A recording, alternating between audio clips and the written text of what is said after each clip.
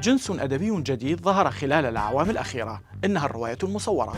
كتب تسرد التجارب والأفكار وتحاول تقديم رؤية جديدة للواقع الإنساني من خلال المزج بين الكلمات والرسوم. أحد هذه الأعمال صدر مؤخراً للكاتبة والرسامة السعودية نورة الأشولي بعنوان ديما والرسائل القديمة. ابقوا معي في كوميكس بالعربي. نتابع عبر صفحات القصة شخصية فتاة تدعى ديما، تمر بلحظات مفصلية تجعلنا نغوص بين الواقع والخيال عبر حوار مع شخصية غريبة تتجسد أمامها.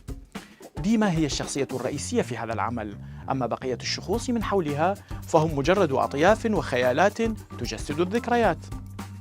خلال هذا العمل نكتشف أن واحداً من أهم مفاتيح فهم الذات يكمن في مرحلة الطفولة، ولهذا لا تتردد بطلة القصة بالعودة إلى تلك الفترة حتى وإن كانت طفولتها تمثل لحظات مؤلمة كالقيود التي تعرضت لها أو فقدان أشخاص من عائلتها. تحاول نورة الأشولي عبر شخصية ديما إظهار الصوت الكامن في أعماق المرأة السعودية من خلال التحاور مع النفس بالكلمات والرسوم.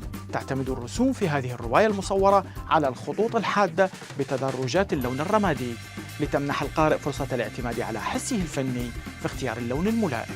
ينقسم هذا العمل إلى محطتين: التكوين ثم تقبل الذات التي لم يكن طريقها معبداً. ديما والرسائل القديمة قصة تعتمد على حبكة سردية تمثل السبيل لتحويل المأساة الشخصية إلى عمل إبداعي، فهذا بحد ذاته رسالة لخلق إبداع فني من رحم المعاناة الشخصية. وأنتم، هل حاولتم تحويل موقف حزين مررتم به إلى عمل فني؟ دعونا نواصل الحديث في التعليقات.